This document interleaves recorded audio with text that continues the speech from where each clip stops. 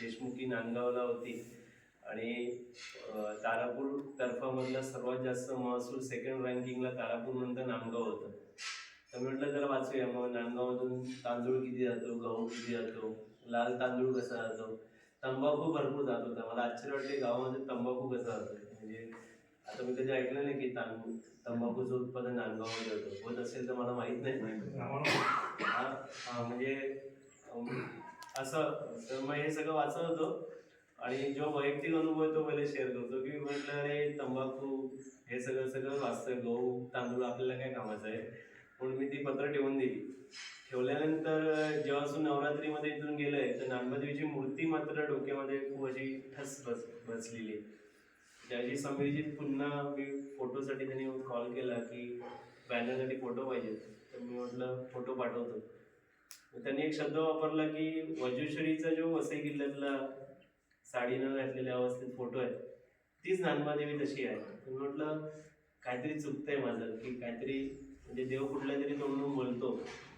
तर म्हटलं पत्र परत वाचली पाहिजे आणि ती आत्ता शासकीय पत्र आहेत, शासकीय स्टॅम्प सकट आहेत. म्हटलं काहीतरी माझं चुकलं म्हणून मी पुन्हा ते तंबाखू सगळं चालू केलं. आणि असं असतं ना की सगळं बघताना काहीतरी राहतं. तर तुम्हाला आश्चर्य वाटेल की उद्धव पेशव्यांनी सरकारपाल ग्रामदेवता नांदबादेवी निस्बत दाम्या अग्र्या भगत कोतपाल श्री ओंकारेश्वर मुकुंद गुरव अशी पेशव्यांनी दिलेली सनदच नांदबादेवीची मिळाली. आणि या कागदाला आणि आपल्या पालखी उत्सवाला आणि सांगताना तेवढं शार होतं की दोन्ही गोष्टीला 280 वर्ष पूर्ण होते.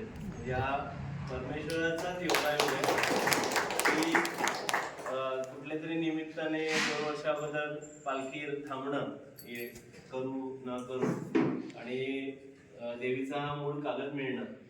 तर मग मला त्या दिवशी काही झोप लागलीच नाही आणि मग मी 167 पानं मिळाली. म्हणजे नांदगावाचा त्या दिवशी मी बोलत असताना माझ्याकडे मुखात 2 पानं होती आणि परमेश्वराने नंतर ते वेळ जे लावलं त्याने 167 पानं मिळाली.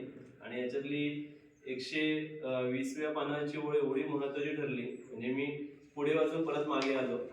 त्याच्यामध्ये पेशव्यांनी पाहणी खरडा नावाचं लिहिलंय. नांदगावला कुठल्या वर्षी कुठल्या नक्षत्रावरती पाऊस पडला नाही म्हणून पेशव्यांनी नांदगावचं ऑडिट केलं आणि त्या ऑडिटचा अख्खा रिपोर्ट आहे. आणि सर्वात गमतीचा भाग म्हणजे नांदगाव पालखी केळव्याला जाणार आहे. त्यामुळे ऑडिटर जो होता पेशव्यांचा तो केळवे किल्ल्यावरचा होता आणि त्याच्यामध्ये त्या व्यक्तीचं नाव गोपाळकृष्ण सबनीस कोट केळवे असं स्पष्ट नमूद केलंय. तर या गोष्टी साध्या नाही आहेत. म्हणजे या सगळ्या चक्रामध्ये आपण 286 वर्षांनी पुन्हा गोल फिरलोय याचा हा लेखी पुरावा आहे. आणि हे वाचताना मग मला काय बोलावं काय नाही करावं. मग मी बराच वेळ आमच्या घरातच वज्रेश्वरी आहे. मग मी शांत बसलो आणि म्हटलं तुझ्या मनात जे आहे ते तू करून घेते. आणि मग हे सगळं असं केलं. आता हे अजून बरंच वाचायचं राहिलंय. गावातल्या प्रत्येक व्यक्तीचं 1740च्या प्रत्येक व्यक्तीचं नाव याच्यामध्ये नमूद आहे. आणि त्या व्यक्तीने काय केलं, कोंबडे किती दिले, म्हणजे आता बागायत किती होती, गावातल्या प्रत्येक शेताचं नाव मिळालं. आजपासून 286 वर्ष पेशव्यांनी प्रत्येक गावातल्या प्रत्येक शेताचं नाव दिलं होतं. म्हणजे प्रत्येक शेतकऱ्याचं नाव तर आहेच, पाटील कोणाला आहे, देशमुखी कोणाला आहे. आणि नावं थोडीशी गमतीदार आहे. म्हणजे ती वाचल्यावरती बिकू हगऱ्या असं वाटतं की गंमत वाटतं की ही अशी कशी आडनाव आहेत. पण शेवटी त्यावेळेला ते जे काम करत असतात त्या हिशोबाने दिलेली नावं आहेत. गावामध्ये लोखंड किती होतं आणि मला फार उत्सुकता होती की नांदगावला एवढा मोठा समुद्र आहे तर पेशव्यांची गलबते किती असतील. तर मी ते गलबतासाठी पण आता ऍप्लिकेशन टाकली आहे. तर पेशव्यांची जर गलबतं मिळाली तर नांदगाव गावातील किती लोक गलबतं घेऊन पेशव्यावर लढली याची पहिल्यांदा नांदगावचं आरमानामध्ये नाव आहे. म्हणजे ही गोष्ट एवढी महत्वाची आहे. मी एक गलबत शोधतोय. मला विश्वास आहे की नांदबादेवी 10-12 गलबतं दिली पाहिजे. कारण त्याचा फायदा असा होईल की इकडची माणसं मग आंग्र्याबरोबर कशी गेली आणि त्यांनी पराक्रम कसा गाजवला. तर हे एका दिवसात होणं शक्य नाहीये. मी पेशव्या तर सलग 8-9 तास अगदी माझ्या वैयक्तिक समाधी अवस्थेमध्ये राहिलो की आता आपल्याला बघायचंच आहे. पण मला अजून एक गलबत मिळालं नाही. पण परमेश्वर मिळवून देईल गणपत, आणि ज्या दिवशी ते गणपत मिळेल तेव्हा नांदगावचा आणि केळव्याचा समुद्री प्रवास या निमित्ताने मोकळा होईल. सांगायचा हेतू एवढाच होता की तुम्ही आम्ही फक्त निमित्ताने आहोत. परमेश्वराने इकडे त्या राहुलच्या माध्यमातून, इकडच्या स्थानिक दुर्गमित्रांच्या माध्यमातून तिकडे जुळवली, आणि नानबादेवीचा हा कागद मिळणं, आणि नानबादेवी आणि हा ओंकारेश्वरचे कागद मिळणं हा बोनस म्हणेल की दोन्ही दैवत पेशवानी खुद्द चिमजप्पांनी स्थापन केलेली आहेत. त्यामुळे एवढं जर निश्चित झालं की पेशवे काळात यांचा जीर्णोद्धार करण्यात आला, याचा अर्थ नानबादेवी आणि ओंकारेश्वर त्याच्याहून जास्त जुने आहेत. आणि नानबादेवी तर अजून, नानबादेवीशी माझं बोलणं बाकी आहे, पण ओंकारेश्वर खूप जवळचं काय, कारण चिमजप्पांचं आवडतं दैवत ओंकारेश्वर आहे. चिमजप्पांनी प्राणच ओंकारेश्वरला बघून सोडलाय.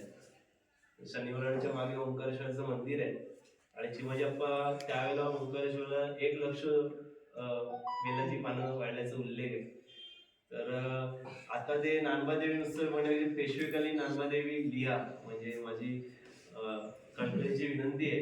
आणि जर अजून कागद शोधले तर कदाचित राजा शिवछत्रपतींच्या काळात नानबादेवी ग्रामदैवत होतं. शिवकाळापासून हे दैवत पुढे पेशव्यांना फॉरवर्ड झालं, याचा देखील आपल्याला उल्लेख मिळेल. पण ते काही एकट्या दुप्ताचं काम नाही आहे. ते योगाशी आल्याला तुम्हाला म्हटलं की आमच्या मर्यादा आहेत, संशोधनाच्या पण मर्यादा आणि आर्थिक मर्यादा पण आहेत. मी आल्याला सांगितलं की शेवटी सरकारी काम आहे.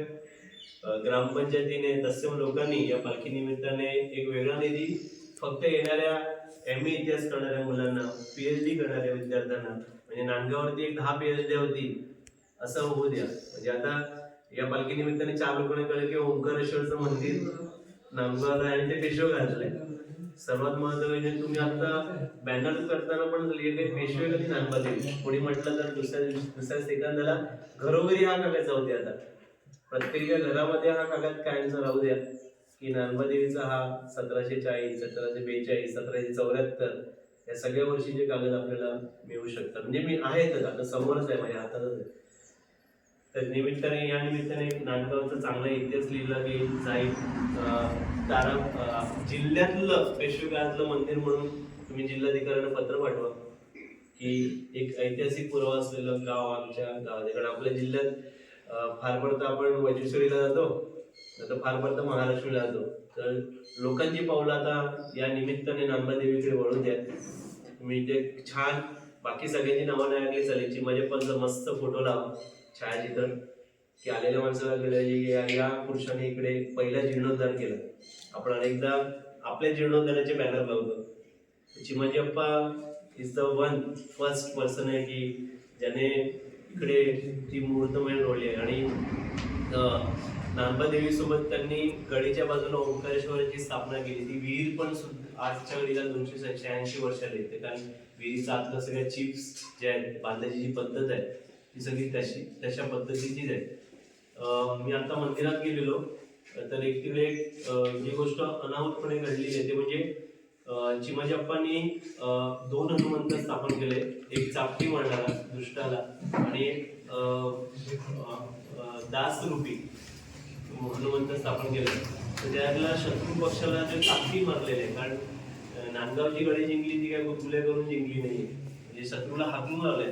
त्याचा साक्षीदार हनुमंत आहे तो अतिशय वाईट अवस्था आहे. लोकांनी फार त्याला शेंदूर लावून त्याचा कल्याण, म्हणजे तो अनुपुच्छ ते मोरलेले माती म्हणून ते शेपूट असं उडवतोय आणि दानवाला असा केलेला तो हनुमंत आहे. म्हणजे अगदी आर्किओलॉजिस्ट टर्म मध्ये सांगायला काही लाखाचा तो हनुमंत आहे. तर तो हनुमंत फार वाईट अवस्थेत, त्याच्यात सगळा तो लेख काढा, त्याला एका विशिष्ट ठिकाणी ठेवा आणि लोकांना पूजेसाठी एक लहानशी सुपारी ठेवून द्या. त्या हनुमंत कसा होता पुढच्या वेळेला मी तो हनुमंत तुम्हाला दाखवत आणतो, कारण माझ्याकडे स्वतःकडे एक शिवकालीन हनुमंत आहे, त्याची रिप्लिका इथे नांदगावला आहे. ती मूर्ती पुरातत्वीय दृष्टीने फार महत्वाची. तर तुम्ही छोटासा एक हनुमान पितळीचा पण मिळतो, त्या हनुमंताच्या पुढे ठेवा आणि त्याला आंघोळी घाला, कारण तो हनुमंत ती मूर्ती फार महत्वाची आहे. कारण अनेक ठिकाणी मी गावात सांगितलेलं आहे की लोक मार्बलच्या आणतात आणि जुन्या मूर्त्या साधू संतांनी सांगितल्यावर विसर्जन करतात. तर मूळ मूर्त्या कधीच विसर्जन करू नये, कारण पेशवाने जेव्हा त्याची स्थापना केली तेव्हा ते खाली स्त्री यंत्र बसवलेलं असतं, त्याच्याकडे अभिषेक झालेले असतात, मान्यवरांच्या नावाने काही नाणी ठेवली गेलेली असतात. जीर्णोद्धाराच्या गोष्टी पाळल्या जात नाही आणि त्याच्यानंतर दैवत्व निघून जातं. तर त्या ओंकारेश्वरची पिंड तर महत्वाची आहे, पण त्यापेक्षा महत्त्वाचं दरवाजे असलेलं हनुमंत आहे.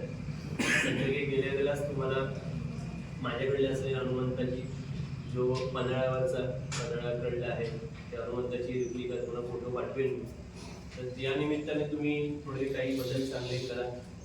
आता राहिला प्रश्न पालखी उत्सवाचा, तर मी सर्वांना सांगितले की महिला वर्गाचा सहभाग फार महत्त्वाचा आहे. मी आपली मुख्य बैठकीसाठी काही प्रयत्नांसाठी थांबलो होतो.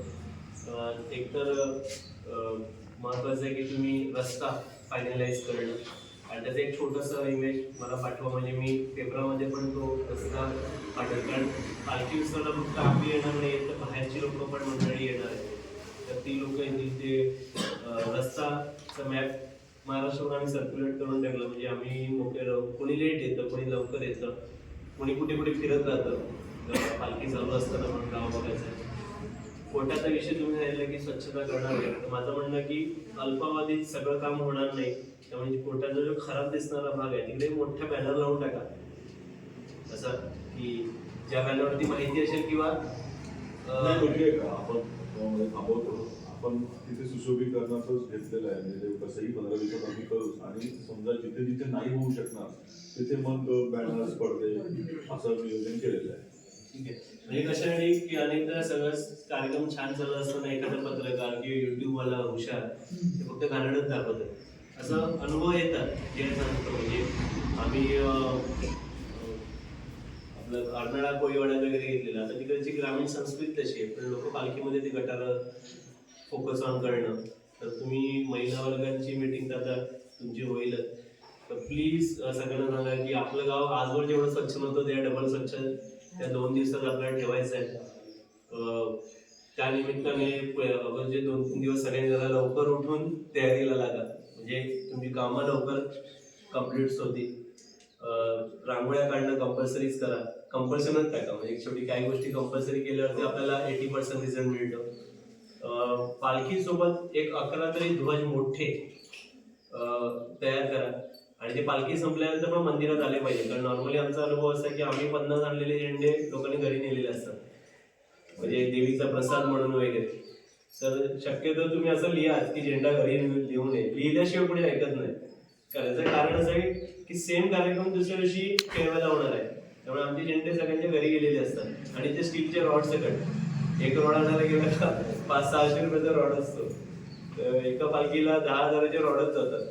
तर तुम्ही असं लिहा की कुठलाही झेंडा घरी नेऊ नये, त्याने काय देव काय आपल्या घरी येत नाही.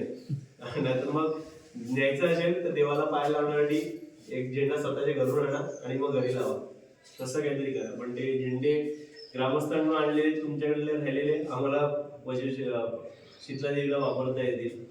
त्याच्यानंतर गुढी उभारले तर खूप गोड दिसतात, छान वाटतात, दिवाळी असं वाटतं. पुन्हा एकदा रिपीट करतो की कोणाचे हेवे जागे रुसवे बिसवे असले तर त्याला सांगा की भले तू ओटी भरू नको पण दरवाजा बंद नको ठेवू, कारण आता ते कधी 6 पिढ्यांचं पोचावं लागेल. मग ते एखाद्याने मन ठेवला तर त्याला वाट कधी बघायची, पुन्हा काय आता लावा ते 394 ऍड करा, 394 ऍड करा, सांगा मग तुला तेव्हा दरवाजा उघडा ठेवायला लागतील. आपण म्हणतो ना अनेकदा की वर्षानुवर्षाचं मनाचं पातक असतं आणि मग ते राहून जातं, ते सगळ्या पिढ्याला सोसावं लागतं. कंपल्सरी आपल्या लग्न करून गेलेल्या ज्या सगळ्या माहेरवाशिणी आहेत त्यांना बोलवा. गावातला अपंग जरी असेल त्यांची एक वेगळी व्यवस्था करा दर्शनाची, की त्याच्यासाठी कुठे थांबता येईल.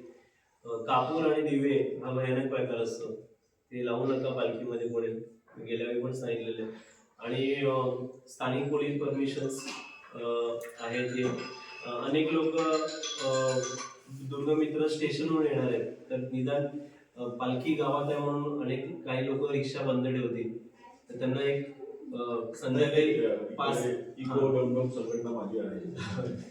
म्हणजे 5 ते 7 तरी त्यांना किंवा, कारण अनेकांना तो 16 बघायचा असतो, त्यामुळे त्यांना 5-7 पर्यंत जरी कंटन चालू ठेवायला सांगा. तर मग काय होतं, आमच्यातून कोणतरी कर्नाटकाला बाईकवरती फिरतंय आणि मग त्याचा कार्यक्रम राहतो, असं होतं. म्हणजे बरेच वेळा झालेलं आहे. आणि जीवचंद्राला रिक्षात बंद ठेवायचे, सगळ्यांना ते कार्यक्रमात यायचं होतं. अर्धी लोक बाईक स्कूटी एका बाईकवरती 4 जण असं नाही होत ना. आपल्याकडे काय आहे की ह्या गावाच्या पुढे मुरबी गाव आहे ना, त्यामुळे मुरबी गावाच्या जाणारा रिक्षा आणि मागे आलेवाडी गाव आहे त्या दोन्ही नवापूर, तर ते सगळे ते सर्व्हिस देतात. तसं होणार नाही. हा पण म्हणजे जो अनुभव आहे तो मी तुम्हाला शेअर करणं माझं आहे. अनेकांना प्रसाद रूपी काय द्यायचं असतं तर त्यांना सांगा की मेन पालखीमध्ये तो स्टॉल लावू नका, नाही तर सगळी झुंबड तिकडे उडते. घराच्या समोर एखाद्या अंगणामध्ये त्यांनी लिहिलं की आता जसं सांगितलं की कोणी दूध देणार आहे, गरम दूध द्यायचं, थंडीचे दिवस आहे, तर त्यांना सांगा मेन पालखीमध्ये येऊन उभं राहू नका. आता काय होते सगळं मॉब तिकडे हे करतो आणि अख्खा रस्ता चिखलाचा किंवा मग त्या घाण करून त्या बाटल्या बिस्लेरी सगळं टाकलेलं असतं. तर आपल्या या बारीक बारीक गोष्टीवरती कसं असतं, आजकाल कुठली गोष्ट मोबाईल पासून लपत नाही, तर ते पाळलं पाहिजे. आपणच शिस्त लावायची की त्याविषयी कार्यक्रम होईल त्याविषयी येणाऱ्या लोकांनी चपला सुद्धा रागेत लावल्या पाहिजे, कारण ते फार छान वाटतं दिसायला पण केलं. आम्ही जीवचंद्राला तो प्रयोग केलेला आहे की देवीच्या दर्शनाला आलेल्या माणसाने चपला सुद्धा रांगेत लावल्या तर 4 लोक जी महाराष्ट्रभरची येणार ती लोक म्हणणार गावाने किती चांगल्या पद्धतीने शिस्त केली. आणि कदाचित याच्यामुळे पुढच्या सगळ्या कार्यक्रमाला पण तुम्हाला एक आदर्श मिळेल. महिला वर्गांनी ओटीचा प्रकार फार भयानक असतो, किती समजवतो आम्ही पण लोटालोटीच करतात. त्यामुळे तुम्ही प्रत्येक चौकामध्ये प्लीज तो टेबल अरेंज करा. म्हणजे आम्ही प्रत्येक गावात सांगतो पण 10 पैकी 2च ठिकाणी ते टेबल असतात आणि त्याच्यानंतर जे लोट्या असतात त्यामुळे आपल्याला टेबलवर ठेवायची का पालखी? हो, म्हणजे असे 2 बाक लावले ना प्लास्टिकची, जरी त्याच्यावरती पालखी ठेवली तर आम्ही दोन्ही बाजूना आरामात दर्शन घेऊन, कारण आमचं मुख्य असतं की ओट्या वळणं नाही, देवीत दिसत नाही, ते कोणाला शेंदूर लावून जातात ना तेच कळत नाही शेवटपर्यंत, कारण त्यांनी मूर्तीच बघितली नसते. म्हणून बॅनरवरती बघा ते देवीचा फोटो का टाकलाय, ते पालखी ती दिसली तर पाहिजे कुठे आहे, कुठली देवी. म्हणून आमचं म्हणणं आहे तिला प्रत्येकीला 2-3 सेकंद तरी बघू द्या. तर ते धडाधड तांदूळ ओतणं, कुंकू लावणं, वेण्या लावणं, आम्हाला भावना कळतात. पण प्रश्न असा की कोणता देववाला आहे शेवटपर्यंत कळतच नाही. आम्ही शेंदूर चिमजप्पांना लावला कारण आपण चिमजप्प पण आहेत, वज्रश्री लावला का हनुमंताला लावला किल्ल्यातल्या, ते शेवटपर्यंत कळतच नाही. विचारतं की पालखीत होतो कोण, अनेकदा ही बाजूला असते हिलाच लावून जातात. म्हणजे प्रत्येक आळीला या टप्प्याने एक स्त्री आम्हाला मदतीला द्या, कारण आम्ही लोटलेल्या लोकांना आवडत नाही. तर या इथल्या ताई आहेत मी ज्यासोबत, म्हणजे त्या एका बाजूला त्या राहिल्या तर त्या नारळ घेतील आणि मग त्याच लोटतील, ते योग्य दिसेल. आमच्यातली पुरुष मंडळी पण लोटतात कारण लोक नाहीच ऐकत. तसं त्याचं नियोजन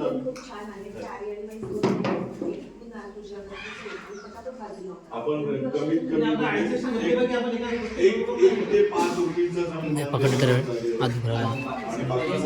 सगळे.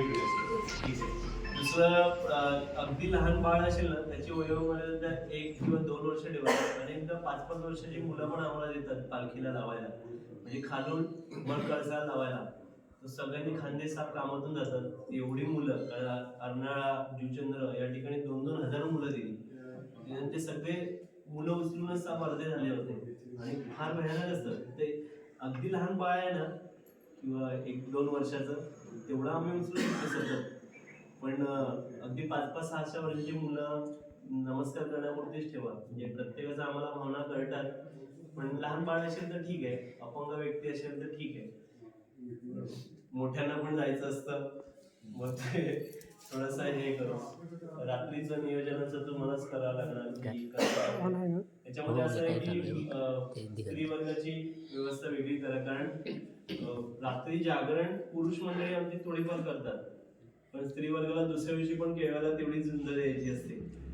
त्यामुळे रात्री 1 ते 5 त्यांना आरामच पडायला पाहिजे. अगदीच कोणाला आमच्या तिला भजन ऐकायचं असेल ती जागे, तिला माहिती आहे दुसऱ्या दिवशी पण केवळाला शीतला देवी, कालिका देवी मंदिर आणि समुद्रापर्यंत तिलाच लढायचं असतं. आणि सगळी चिंटर आमची सगळ्यांची गँग फिरत असते गावभर, यावरून मुलं सगळी दुसऱ्या दिवशीच भेटतात कुठे गेलेत ती. तर ती ही सगळी कुठेतरी झोपली पाहिजे. त्या बाबतीत मी थोडंसं बोलेन आता ह्यांच्या सगळ्यांच्या सोबत. पण गावामध्ये येणाऱ्या सगळ्या पाहुण्यांसाठी राहायची व्यवस्था केलेली आहे. संजूबाईंचं आणि माझं बोलणं झालं. त्यांनी सांगितलं की 50 लोकांचं राहायची व्यवस्था आणि त्यांचं रिसॉर्ट आहे स्वतःचं, तिथे ते करतील. तर आपण शक्यतो येणारा जो महिला वर्ग आहे त्यांचं राहायची आणि एम्प्लॉईची वगैरे सोय तिथे रिसॉर्टमध्ये करूया. जो पुरुष वर्ग आहे त्यांच्यासाठी आपण तिथे समोर मंडप घालतोय की हे असं एकत्र एक 50-60 लोक झोपू शकतात.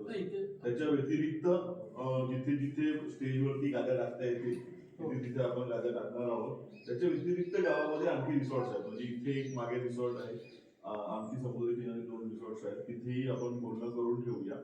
मॅक्झिमम लोक इथे बसू शकतील अशा प्रकारचे स्टेज 3 ठिकाणी असणार आहे, ज्याला 1, 2, 3 स्टेप्स असणार आहेत. मॅक्झिमम लोक बसू शकतील. खाली सतरंजी काळपत्रीवरती बसू शकतील अशी व्यवस्था आहे. मशालीचा जो कार्यक्रम आहे त्याच्याबद्दल तुम्ही फक्त सांगा की तो किती स्पेस त्याला सोडायला हवा. जेवढं रिंगण मोठं घेणार, 60-70 मशाली असतात, रिंगण मोठं घेणार त्या हिशोबाने हे करायचंय. आणि त्यावेळेला पूर्ण ब्लॅकआउट होतं तेवढ्या वेळापुरती, फक्त देवी पुढची मशाल आणि गोल फिरणारे दिसतात. मशालीच्या बाबतीत असे आम्ही सांगतो लोकांना की नाचू नका. आणि आमच्या गोडदेवला बायकांनी नाचवली आणि साड्या वगैरे पेटल्या, म्हणजे अगदी स्टेज सगळं पेट घेतलं. तर नाचू नका, तुम्ही गोल रिंगणमध्ये फिरा. प्रत्येकाला ते आजकाल फेसबुक व्हॉट्सअपमुळे रील काढायची असते, तर ते नाचू नका. म्हणजे ते ऑइल आतलं किंवा तेल सगळं पेटकं पडतं.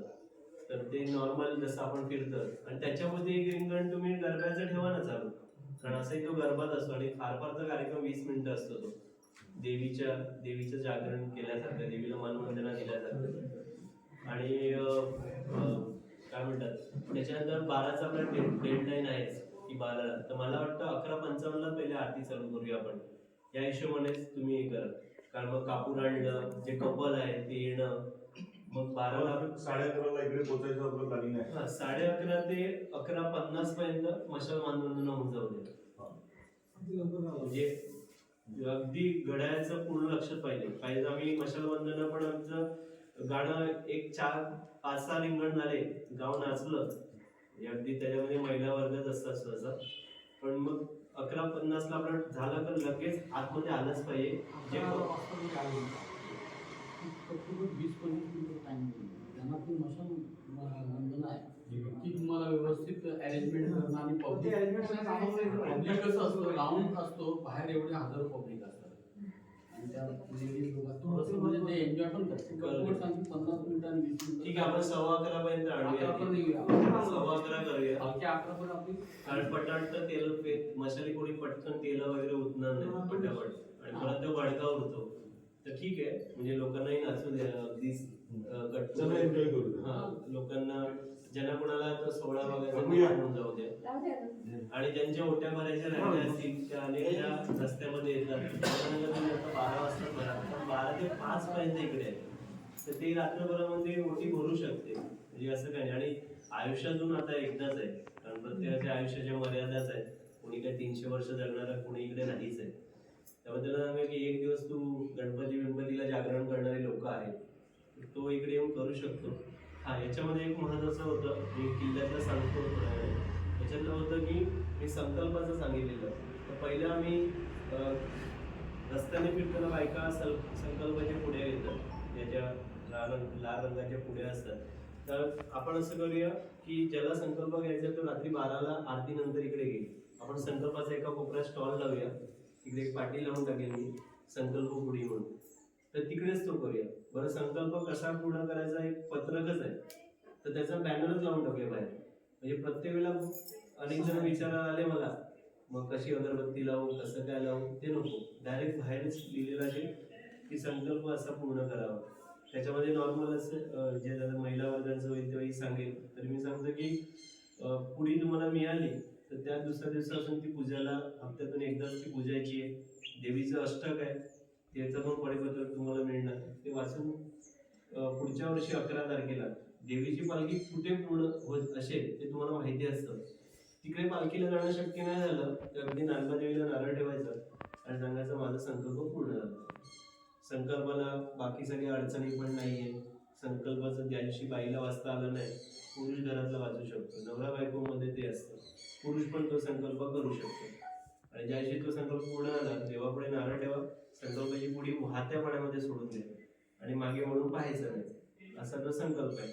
कोणीही करू शकतो, लहान मुलांपासून मोठ्या व्यक्तीपर्यंत कोणीही संकल्प करू शकतो. आतापर्यंत सर्वांना चांगले अनुभव आलेले संकल्पाचे. आणि हप्त्यातून 4 मिनिटं वगैरे वाचायला लागतं किंवा 3 मिनिटं, वर्षभरात तो पाठच होऊन जातो संकल्प. त्यामुळे ज्यांना ज्यांना शक्य आहे त्यांनी तो करा. पाहिजे तुम्ही मीटिंग मध्ये एक अंदाज घ्या, म्हणजे आम्हाला कसं पुढ्या कमी पडायला नको. आम्ही नॉर्मली 700-800 आणतो, तर तुमच्या गावातून कळलं की 1000 आहेत, तर म्हणजे तुम्ही अंदाज घ्या की एवढ्या पुढ्या आणणं गरजेचं आहे. कारण आता आम्ही पुढच्या रविवारपासून सर्वजण जेजुरीला बिझी. जेजुरीला हळदीची पूजा होते, तीच हळद इथे उधळली जाते. आणि शक्यतो तुम्ही ड्रेस कोड मध्ये व्हाईट केलं तर ते कपडे परत वापरता येत नाही, कारण ती हळद निघतच नाही. मग वाईटच करूया. हा, म्हणजे आता तुम्ही ठरवा तुमचं वन टाइम युजच करावा लागणार आहे तो. आणि तुमच्या की कोणाला जेजुरीला यायची अगदीच इच्छा असेल तर तो येऊ शकतो, पण गावातच पालखी येणार त्यामुळे जेजुरीचा वेगळा कार्यक्रम बघायची आवश्यकता नाही. मी त्याचे व्हिडिओ वगैरे धीरज जरा पुढे ये ना. जेजुरीचे व्हिडिओ इकडे मी शेअर करेन. आम्ही म्हणजे तलवार पकडण्यासाठी ज्याचं नाव सुचवलं धीरज गेलं, धीरज आहे, तर त्याला थोडं सांगा समजून. जेजुरीला जवळजवळ 40-42 किलोची तलवार 500 कुटुंबियांनी तिकडे वाहिलेली आहे. पूर्वी कसं मराठ्यांमध्ये असायचं की एखाद्या लढाईमध्ये यश मिळालं, मोठं यश मिळालं त्या देवाला काहीतरी व्हायचं. मग काही लोक भिंतीवरती शिलालेख व्हायचे, पायरी व्हायचे, देवाला अमुक तोळं सोनं व्हायचे. तर काहींनी त्यावेळेला तलवार वाहिली, ती तिकडे 40-42 किलोची. आपले जे प्रचलित जी वज्रश्री तलवार आहे ती आपण काय करतो, वज्रश्री ती तलवार म्हणजे खंडोबाचं प्रतीक आहे. तर खंडोबा आपल्या बहिणीचं रक्षण करत पुढे चालतो. तर त्याचं असं आहे की आम्ही तुम्हाला मानाची जी पेशंटची पगडी आहे जी पर्टिक्युलर आहे ती आम्ही तुम्हाला मावळ्याची टोपी घालणार ती, किंवा जी दरवर्षी प्रत्येकप्रमाणे घातली ती घालणार. तुम्हाला पूर्णपणे शेंद्राने आम्ही माखवलेलं असतं, त्यामुळे तुम्हाला असं वेगळं वाटेल की यार फार माझं जीवन वेगळंच करून टाकलंय. म्हणजे तुमच्या घरचे पण तुम्हाला ओळखणार नाही, एवढा अख्खा भंडारा गाळ बीळ सगळं हे करून मधोमध खंडोबाचा टिया लावला जातो. तुम्ही देवी पुढे पहिले स्टार्टिंगला माफी मागतात की तुझं शस्त्र मी उचललं पण मी तुझ्या सोबत चाललो, आणि त्यापुढे एक लिंबू लावलं जातं. आता या प्रथा आहे, त्याच्या मागचं हे काय की भाऊ पण बहिणीसोबत आहे, कोणी पण येते. कारण या 7 बहिणी ज्या पालघर जिल्ह्यातल्या आहेत, जीवदानी आहे, मैकावती आहे, या सगळ्यांचं तो प्रतिनिधित्व करतो. आणि तुमच्या वाडवडिलांची काहीतरी पुण्य येशील म्हणून तुम्हाला ते मिळतं की मी देवीसोबत चाललेलो देवीच्या पुढे. तर तुम्ही देवीची पालखी सोडून कुठेच जायचं नाही, म्हणजे अगदी फ्रंटलाच राहायचं.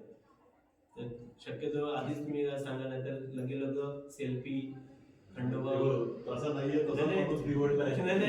अनेक जण तुमच्यावर फोटो काढायला किंवा मला फोटो काढणं ठीक आहे, पण तुम्हाला सांगतो की जेव्हापासून ह्या अंबादेवीचे उत्सव सुरू आहेत ना, तेव्हापासून हा कुठे वर्षभर कुठल्या सामाजिक कार्यात न दिसणारा माणूस आहे. आणि तो बरोबर त्या देवीच्या कार्यक्रमाला रात्री 2-3 वाजेपर्यंत कुठेतरी मांडी असं असतो.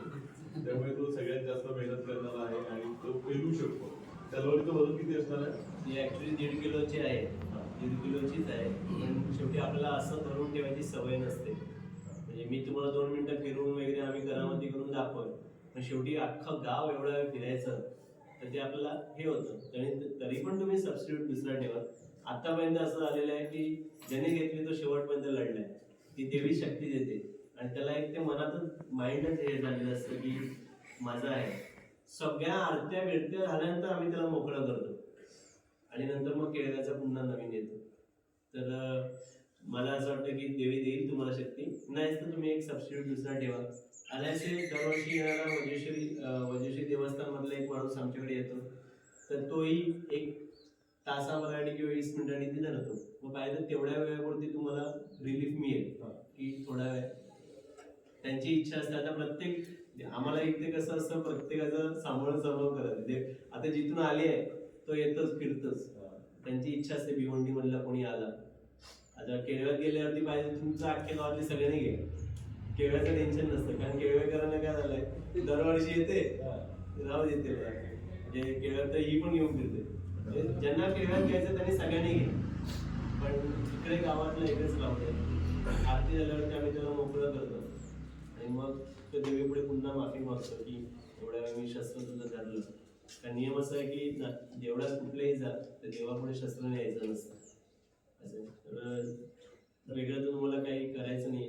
तुम्ही तुमचा प्रॉपर जो काही ड्रेस कोड निवडा, जीन्स वगैरे करू नका.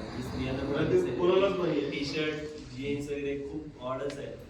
ते कोणालाच नाहीये. तुम्हाला धोतर घालायची सवय असेल तरच धोतर घाला, नाहीतर परत ते सुटलं कारण तुम्हाला सगळी लोक तुमच्यावर फोटो काढण्यासाठी हे नाही, असतात. धोतर बांधून आहे. तलवार किती झालं तरी दुसऱ्या द्यायची नाही. 5 मिनिटासाठी 2 मिनिटासाठी जरा फोटो काढू दे.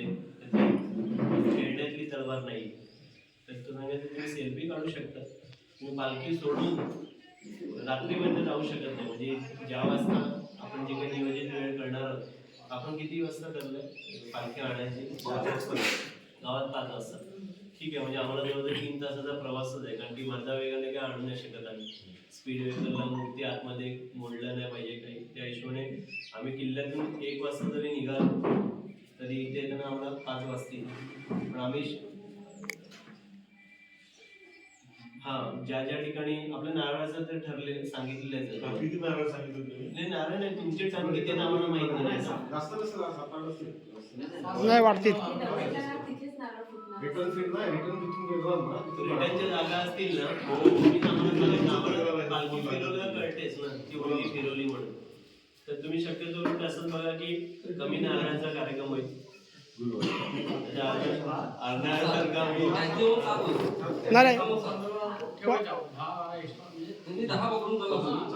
नाही थोडेसे म्हणजे पूर्ण चकोटीने करता सोडून ठेवा, कारण त्याच्या वर असलेला जो नारळ फोडणारा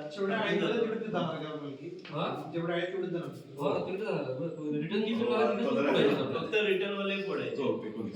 देवीचा पाऊल उलटं फिरलं. ते ठरव 10 घेऊन ठेवा. आपण 10 घेऊन ठेवू. 10 घेऊन 10 पकडून ठेवा.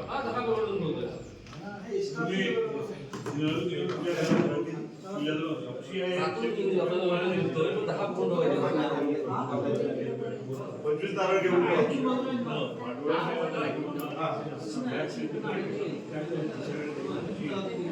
आपलं तो पालखीचा रूल आहे.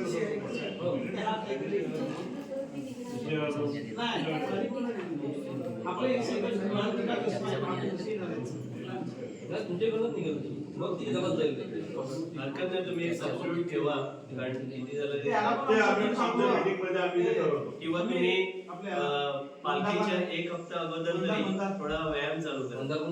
म्हणजे हातबीत फिरवणं केलेलं म्हणजे एका दिवशीच्या आता हे लोक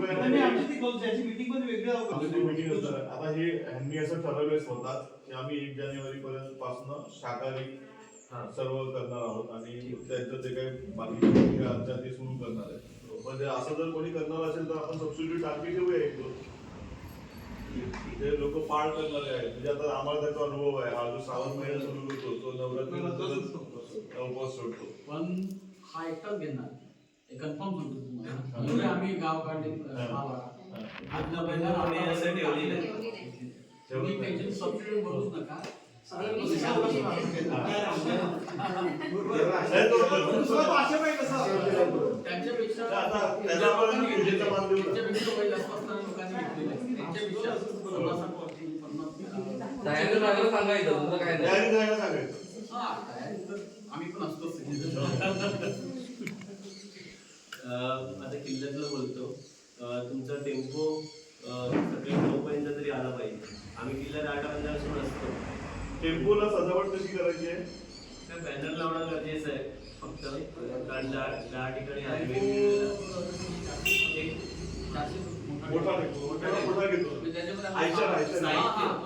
साहित्य आणि माणसं.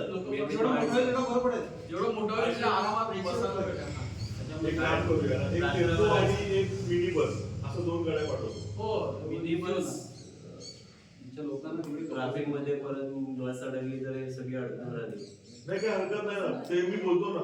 बसला पण मॅनर लावून 1-2 त्या हिशोबाने काय आपल्याला मोठी कुठून आणायची आहे? वसई किल्ल्यात ना, म्हणजे आपलं हे मागील ट्रॅफिकच आहे ना. मी बोलतो ना त्यांचे. आपण त्याला इन्व्हाइट करणार आहोत सगळ्यांना, एसपी पासून सगळ्यांना. तर मी त्यांच्याशी बोलतो. आम्ही जेव्हा गुरुदेव नवगरला अख्खा हेवी जाम झालेला. आम्ही पोलिसांना मदत घेऊन outside department आपण मदत घेऊन रूट सांगू ना. माहिती आहे ना? मधला एक प्रॉब्लेम होतो काय आपण GPS वर बघूया, GPS वर. पण ते लोकल पोलिसांना घेऊया मग. ठीक आहे, आपण काय करू पाहिजे 1 तास अगोदर निघू, म्हणजे तो मॅनेज होऊन जाईल. आता तिथे समजा 9 वाजता इथली लोक पोहोचली, हा, तर तुम्ही- त्याच्यानंतरचा काय कार्यक्रम असतो? तुम्ही किती लोक पाठवणार फायनल केलं? आता हे जे ठाकूर कुटुंब आहे आणि चोरगे कुटुंब आहे, त्यांचं ही कुलस्वामिनी आहे, ते काही उत्स्फूर्तपणे जातील. ते मंडळाची कमीत कमी 15 लोक जातील. ठीक आहे, म्हणजे पूजेला बसणारे तिकडे किती 2 जण आहेत? 2 जोडपी असतील. 2 जोडपे. ठीक आहे, 2 जोडपे म्हणजे प्रत्येकी 20 मिनिटं. हे फार फार तर आपण नव्हे 1 तास त्यांचा गेला. त्याच्यानंतर वज्रेश्वरी देवस्थान, कुठलं वडवली म्हणजे गणेशपुरीचं वज्रेश्वरी देवस्थान, ती लोक आणि किल्ल्यातलं देवस्थान ट्रस्ट, या सगळ्यांचा आपण करून तिकडे कार्यक्रम 2-2.5 तासामध्ये होईल. तिकडे अल्पोहार असं म्हणजे आम्ही जेवण ठेवलेलं असतं, पण अगदी साधं असतं ते फार, म्हणजे कारण आमच्या नियोजनामध्ये वेगळं काही नसल्यामुळे तिकडे डाळ भात साधं जेवण होऊन जातं. आणि आलेल्या माणसाने जे कपल्स तुम्ही ठरवलेत त्यांनी मात्र देवीला साडी अगोदर दिली तर त्या दिवशी आम्ही ऑलरेडी ती साडी घातलेली असते. नाहीतर म्हणजे त्यांना पण एक आनंद होती की मी दिलेली साडी घातलेली आहे. त्यांनी शक्यतो हा देवीला 9 वार लागते तिला, म्हणजे साडीचं साईज 9 वार लागते त्या वैजेश्वरीला. आणि त्यांनी शक्यतो नारळ खणं चांगलं ताट व्यवस्थित आणले, म्हणजे पेंट भरून तळी कशी भरतो आपण तशी ती तळी मुख्य आहे. तिकडे आपल्या लहान सण आपल्या आरत्या चालतात, पण तिकडे वेणी वगैरे देवीची बांगड्या 11 बांगड्या किंवा 21 बांगड्या जसं त्यांना जमेल तसं जे जे त्यांना छान करता येईल तसं त्यांनी करावं आणि वेळेवर यावं. सर्वांनी वेळेवर पोहोचतील 9-9:30 पर्यंत समजा ते पोहोचले ना, त्याच्यानंतर तुम्हाला 2 तास हवे. 10 वाजता ऍक्च्युअली तुमची पूजा चालू झाल्या तर 12-12:30 बरोबर आहे. त्याच्यानंतर तुमचं जेवणाचं 2, मग 2 म्हणजे खूप उशीर झाला. आम्हाला कुठल्याही परिस्थितीकडून 12:30 निघायचं आहे, तेव्हा यायला 3 तास लागतील ना. हो 3 तास स्लो येणार. इथे आल्यावरती पण लगेच तर एवढ्या प्रवासाने आलेले 1 अर्धा तास तरी शांत बसतील. हो, तिथे आम्ही ज्या वेशीवरती आपण उतरणार आहोत ना, तिथे सुद्धा मंडप आणि स्टेज आहे. तिथे वॉशरूमची व्यवस्था केलेली आहे. तिकडे पण गावकरी स्वागत करतात. नाही म्हणजे आता तिथून जस्ट आलेवाडी गाव संपतं, आलेवाडीची शाळा आणि ग्रामपंचायत आहे तिथे, आणि नांदगाव सुरू होतं. तर त्यांची जी ग्रामपंचायतची वास्तू आहे तिथे आपण मंडप घालतोय आणि तिथे त्यांचे वॉशरूम्स वगैरे आहेत आणि तिथे चहा नाश्त्याची सोय आहे. तिथे आपण चालत येणार ना. तिथून चालू. ठीक आहे. आणि टेम्पो फक्त मागे पुढे किंवा एखाद्या गावात चिंटू टेम्पो ठेवा, जे जमा झालेलं साहित्य मुख्य टेम्पो मध्ये, कारण अख्खी फौज नारळ आणि सगळं उचलतच असते, त्यामुळे एक चिंटू टेम्पो किंवा रिक्षा अशी ठेवा जी मुख्य टेम्पो छोटाची पण ठेवता येईल, जी मुख्य टेम्पो मध्ये साहित्य पोहोचवत राहील. कारण अख्खी रात्र सगळे नारळ उचलत असतात, ओट्या असतात आणि नंतर हे तुमचं काम झाल्यावरती पण आम्ही रात्री सॉर्टिंगला गाव असतो आणि त्यानुसारच आम्ही देवस्थानाला देऊन टाकतो शीतला देवी मंदिरात. कारण त्यांना असं कचरा रुपये दिला आम्ही तर ते योग्य पण ठरत नाही, ते कधी साफ करणार ते. आम्ही नारळ ओट्या बिट्या सगळं वेगळं करून त्यांना त्यावेळेला देतो. बाकी इकडचे तुम्ही मानपान जे आहेत ते तुम्ही तुमच्या लेवलला, आरती कोण घेणार, हा सकाळच्या आरतीचा पण मान. आणि तेव्हा विशेषतः रात्रभर सगळे नाचलेले असतात, त्यामुळे सकाळच्या आरतीला चारण टाकली असतात, त्यामुळे शक्यतो तसं करू नका. एक 10-15 लोक तरी वेगळी टीम ठेवू. सकाळच्या आरतीला 12 तारखेची ना सांगितलं रेषेचं ते ठरवलं.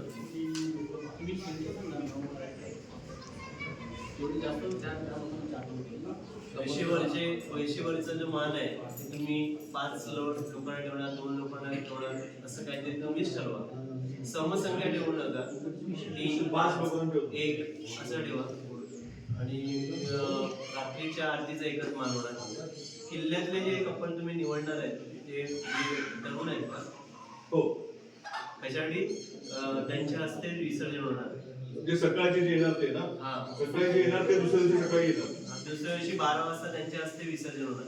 हा, मग ते म्हणजे आम्ही शक्यतो आव्हान असं केलंय की ज्यांची कुलस्वामिनी आहे त्यांना तो मान मिळावा. तर ते त्यांच्या हातात ते म्हातारी व्यक्ती नाही ना, नाही म्हातारी कारण ते गुडघाभर पाण्यात एवढं नसतं.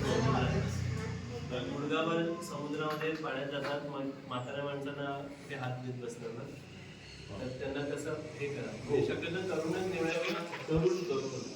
नवीन लग्न वगैरे झालेले असतील तर अजून चांगलं, त्यांना एक आनंद मिळेल असं. चालेल. आणि आमची इच्छा असते की केळव्यात पण ग्रामस्थांनी यावं.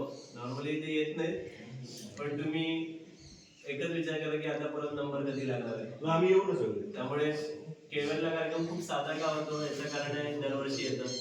पण तुम्ही या बहिणींची जशी भेट होणार आहे तशी त्या बहिणींची पण भेट होतात. चिखलादेवी मंदिरातला कार्यक्रम खूप गोड असतो, कारण ते गाभाऱ्यात जातो आपण, आणि इतर वेळेला आपण त्याची गाभाऱ्यात जातो. तर ही डायरेक्ट पालखी आणि जे कपल्स आहेत मानाचे ते गाभाऱ्यात जातात. तर त्यानिमित्ताने चिखलादेवीला एकदम जवळून अनुभवायला भेटतात.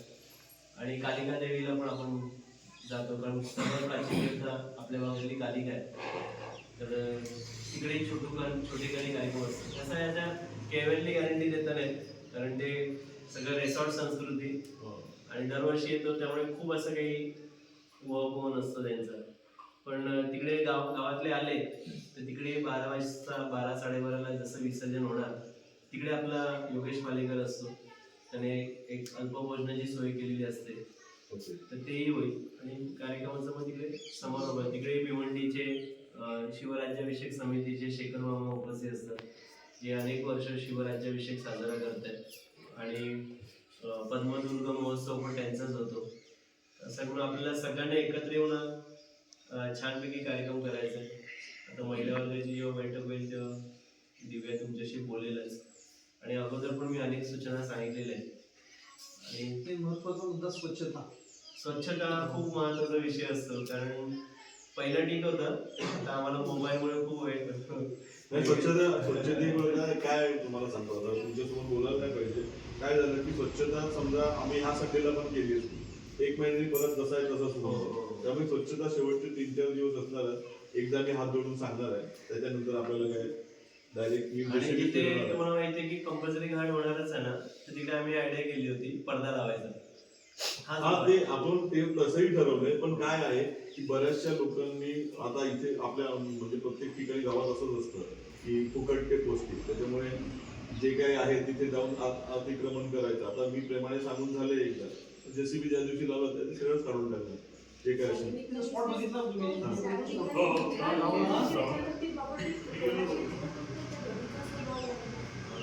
ऍटलीस्ट किल्ल्याचा भाग नीट होणं गरजेचं आहे, कारण तिकडे आता आळीवाळी जी स्वच्छता आहे ना, की जिथे ज्यांच्या परिसरामध्ये करायचं, म्हणजे प्रत्येक वेळेला असंच असतं की माझं घर साफ करायचं आणि समोरच्या अंगणात नेऊन टाकायचं.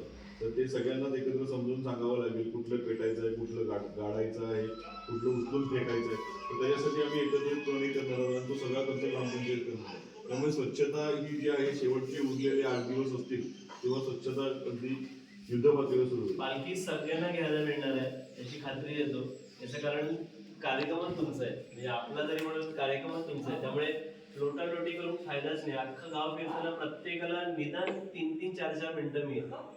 पालखी घेताना ज्याने कोणी घेतलं त्याच्या पाया पडूनच टोपी आपल्या डोक्यावर लावा, म्हणून मला मिळणार नाही, आता देवी कुठे जाणार आहे अशा काय नाही, सगळ्यांना मिळणार. आणि नाही मिळालं ना तेवढं काहीतरी केळव्याला पाया एवढं घ्या. आणि दुसरी गोष्ट असं की पालखीचं वजनच जवळपास 28 किलोचं होतं, त्यामुळे किती हौस असली का म्हणतो मी घेतो. त्यामुळे जेवढ्या वेगाने तो येतो तेवढ्या वेगाने तो जातो. आणि माझं काय म्हणणार, शिस्त पहिल्यावर सगळ्यांना सांगितलं. आता ते सगळ्यांनी पाळणं ते आम्हाला करावं लागेल. वेळोवेळी म्हणाले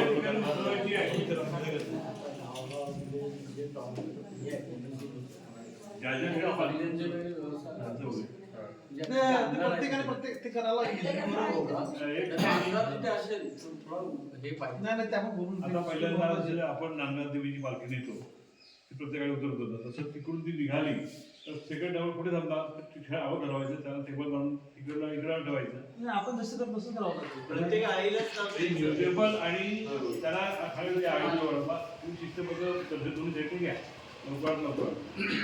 एवढं आपण ते शांततेने एकत्र करू तेवढं दर्शन नीट होईल. नाहीतर मग त्या लोटालोटीमध्ये दैवत्व बघायलाच भेटत नाही, देवच बघायला भेटत नाही.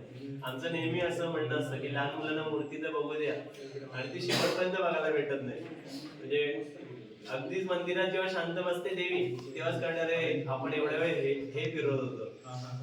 तर आपण ना फक्त देवीचा आहे ना आतला जो फोटो मी तुम्हाला पाठवतो त्याचा एक फोटो लावा.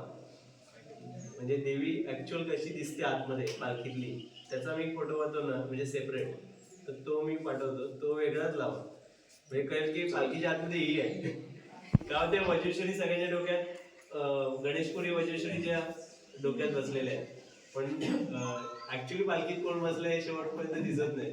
तर त्याचा फोटो पाठवतो मी तुम्हाला.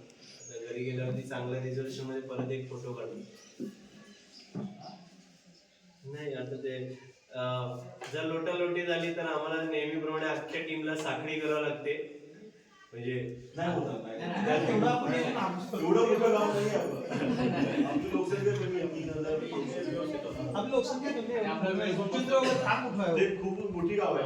हा, वेळ बघून किती दिवस होतो. आणि काय होतं आपला लहान हे पण मुलं कमी आहे, व्यास कोणी पण लहान कमी मुलं आहे. चेंगरली गेली पडली कोण ते नाही, आम्ही आम्ही शेवटी एवढ्या वर्षाचा अनुभव म्हणतो. अर्नाळ्यात तर लिटरली गटरात पण पडलो. आणि आमची नानबादेवीची जी पालखी आहे ना ती आपली 12ला सुरू होते, सकाळी 7ला संपते, 6 सगळीकडे फिरतो. त्यामुळे जो अनुभव आहे म्हणजे अजिबात ब्लँक नाही होत आपल्याला. अनुभव आहे. बाकी आता महिला वर्गाची तुम्ही जी काही बैठक आज ज्या हिशोबाने करा त्या हे करा. महिला वर्गाचा सहभाग फार महत्वाचा आहे. नॉर्मली असं होतं की एकदा बेंटलाच्या वाजा लागल्या का सगळे पळून जातात आणि ती पालखी नुसती दिसते आणि सगळे नाचत असतात. नाचायला पाहिजे पण आळी पाळी नाही त्याचा. नंतर मग ते सगळं सांभाळणं खूप कठीण होतं. आमचं कसं असतं व्यवस्थेकडे बघणं किंवा आधी टीम कोणी नारळाचं वाहतोय कोणी काहीच करतोय. आपल्या आपल्या सगळ्या ड्युटीज प्रत्येकाला दिलेल्या असतात. रात्रीच्या व्याख्यानापर्यंत लोक थांबली पाहिजेत. वज्रेश्वरीवरती जे बोलणार आहेत जे तुम्हाला संपूर्ण भारतात कुठे ऐकायला भेटणार नाही, तर ते मी सगळं बोलणार आहे. ते भगवान परशुरामापासून व्यासमुनी वसिष्ठ ऋषीपासून ही वज्रेश्वरीकडे का आली आणि मला जेवढं नानबादेवीचं माहिती आहे त्याच्यावर तर म्हणजे थोडक्यात वज्रेश्वरीचं अख्खं चरित्र म्हणून दाखवणार आहे. तर प्लीज तुम्ही सगळ्यांना सांगा की जी काही वेळ तुम्ही ठरवाल 11:30 12:30 ते 1 2 ते तर त्याच्यामध्ये गावचा इतिहास वज्रेश्वरीचा इतिहास हे कळलं पाहिजे. नाहीतर मग ते पालखी उत्सव हा आपल्याकडे उत्सवप्रिय समाज असल्यामुळे नाचलं देवीला ओटी भरली का माझं बरं झालं असं नाही, पण देवीबद्दल कळलं पाहिजे. त्यामुळे शक्यतो प्रयत्न करा की चिल्ली पिल्ली सगळी बसली पाहिजेत त्या व्याख्यानाला. कारण ते काय भाषण नसणार आहे की ऍक्च्युअल देवी वज्रेश्वरी कुठून आली आणि भारतातली जी काही फक्त मोजकी जी स्थानं आहेत म्हणजे चांदवडीच्या पायथ्याशी आता गणेशपुरी वडवलीला असलेलं वसई किल्ल्यात असलेलं आणि कांगडा हिमाचल प्रदेशामधली ही 4च मूळ आहेत. त्यापैकी एक मूळ तुम्हाला भेटायला येते. तर लोकांना त्याचं महत्त्व कळलं पाहिजे. बाकी उद्या परवापासून नांदगाववरचे लेख, नांदगावच्या माडीवरचे लेख, नानबादेवीचा लेख, ओंकारेश्वरचा लेख हे पेपरला येत राहतील. तुमच्या गावच्या ग्रुपवरती आमचे नंबर ऍड करा. म्हणजे काय होतंय मी फक्त त्यांनाच लेख पाठवतोय. त्यांनी फॉरवर्ड नाही केला तर ते ज्ञान 4 लोकांपर्यंत जाणार नाही. आमचा हेतू फक्त एवढाच नाही की पालखी आणणं. आमचा हेतू आहे की या निमित्ताने नांदगाववरती अभ्यास झाला पाहिजे. त्याच्याआधी तुम्ही सकारात्मक करा. मी मोरेजींना सांगितलं की गावाच्या ग्रामपंचायतीतर्फे मला अधिकृत पत्रक द्या की नांदगावचा इतिहास लिहायचा. माझा स्वार्थ आहे तो स्पष्ट आहे की मला लिखाण करायचं आहे. तर तुम्ही अधिकृत पत्रक दिलं तर तेच मी पत्र रेडी आहे. आता तुम्ही घेऊन जाणार पत्र रेडी आहे. फक्त ते ह्यांच्या लेटर हेडवरचं राहिले नानबादेवीच्या लेटर म्हणजे याच्यासाठी आपण उद्या मला कोणी विचारलं जे माझं म्हणजे मी काय फक्त मोरेजींशी असं वैयक्तिक कधीच बोलत नाही. माझं सगळं खुली किताब आहे की बाबा असं असं झालंय. मला जेव्हा देवीचा उल्लेख मिळाला दुसऱ्या सेकंदाला पहिला कॉल त्यांना होता की हे माझ्यासाठी फार वेगळा अनुभव आहे. आणि दुसरा कॉल राहुलला गेला. या राहुलमुळेच निमित्ताने झालं. कारण आज ती लोक शिरगावचा इतिहास लिहित आहेत सगळा. आज त्यांनी पण त्याच्यासाठी पाऊल उचललेलं आहे. सगळी तरुण मुलं आहेत. पण माझी मर्यादा आहे त्या मी नेहमी स्पष्ट करत राहणार. माझी इच्छा आहे की नानबादेवीचा या निमित्ताने नांदगावचा इतिहास लिहिला गेला पाहिजे. नांदगावची 1739 पासून 1806 पर्यंतचे पेपर्स उपलब्ध आहेत, म्हणजे साधारण 85 वर्षाचे पेपर पेशव्यांचे उपलब्ध आहेत. म्हणजे नांदगाव कच्चे खिलाडी नाहीये, पेशव्यांपासूनचे आहेत. आणि माझा वैयक्तिक येते, मला एकतरी गलबत मिळाला पाहिजे नांदगावचं. भारी वाटतं ना की आपली लोक आरमारावरती होती वगैरे, तर त्याचा शोध कधीतरी परमेश्वर देईल, नागदेवी ती बुद्धी देईल. आणि आज 286 वर्षांनी बहिणी समोर येणार आहेत, तर ते काय त्या वैयक्तिक काहीतरी बोलतील आणि खूप भारी आहे एकदम. मला तर एकदम भारी वाटतंय. तुम्हाला जी नावं आढळली त्याच्यामध्ये सरनेम काय आहे? ऍक्च्युली कसं आहे याच्यामध्ये नावांचं काय, पेशवे काळामध्ये त्यांची नावं लिहायची काय म्हणतात त्याला, आडनावं लिहायची फारशी पद्धत नाही. त्या व्यक्ती त्यांच्या रोजच्या असल्यामुळे आपल्याकडे कसं अभय, मनोज माहिती आहे ना कोण, आता मनोज कोण आहे बाबा, राऊत आहे, मोरेज आहे, तर हे कन्फर्म आहे त्यांना. तर मग तसं हे नाहीये. अशी आडनावं नाईक मंडळी खूप जास्त आहेत. नाईक, कारण राणे आहे, सोनार आहे, वाळू नावाची आडनावं जास्त आहेत, सोनार कुटुंबीय पण जास्त आहेत. घरात लिहितो आपण, घरात लिहितो घरथ आहे. राहू खूप, राजू जास्त आहेत, राजू. आता कसं आहे, जसे जसे तुम्ही कोल्या जास्त आहे, जसं जसं आपण पेपर्स काढणं तसं आहे. आता हे तर एका मर्यादित, हा आडनावं पण बदललेली आहेत. पडगे गावाचं तुमच्याशी खूप कनेक्शन मोठे आहे. आता ते मला नाही माहिती की पडगे गावातून काय होत होतं. पडग्यांचा खूप जास्त उल्लेख, पडगे इथून हाकेच्या अंतरावरतीच आहे थोडक्यात. हा उमरोळी पडगे, हा. तर ते काय होतं आणि इथून तिकडे काय विकत होते किंवा काय, हे एका दिवसात सांगणं कठीण आहे. तुम्हाला एकदा आम्हाला 3-4 नावं वाचून दाखवा ना. पहिलं आता समोर एक शेताचं आहे, शेत आंबाडे आहे का शेत कोथल, शेत कोथल, शेत नागबाग. पूर्वीच्या काळात काय होतं की एखादं गाव आहे, मौजे म्हणून बोलायचं, तर प्रत्येक भागामध्ये ना शेतकऱ्या गोळा आणि एक पद्धत होती. तर पर्टिक्युलर भागाला असं नाव असायचं. आता माझ्या गावाचं पण तसंच होतं, दादांनी मला नाव सांगितली. तर प्रत्येक पर्टिक्युलर भागाला असं नाव असल्यामुळे काय होतं की ती लोक, जी गावात लोक म्हणायची की मी या ठिकाणी चाललोय. तसंच तुमच्याकडे पण जी जुनी लोक बोलत असतील का, मी एखादं नाव बोलले की मी या भागात चाललोय, आमचं एक कापाचं राहिलंय, मला भात बांधून आणायचं आहे, अशी काही नावं असतील ना, तर तुम्हाला कळेल की बाबा हा माझ्या पूर्वज माझ्या आजोबा बोलायचे. आता आमच्याकडे तुम्हाला एक उदाहरण म्हणतो की आमच्याकडे नेवाली म्हणून होतं.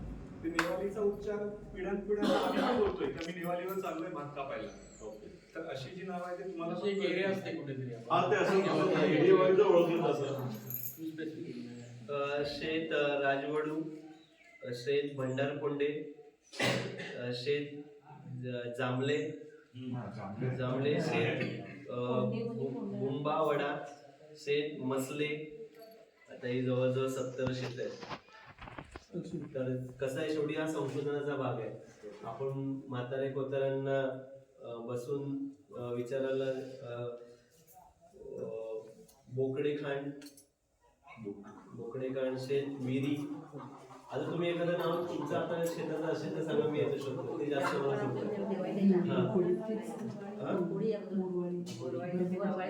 एखादं नाव माहिती आहे का शेताचं? कुठलं?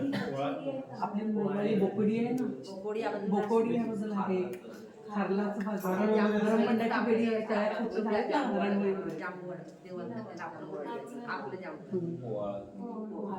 बोकोडी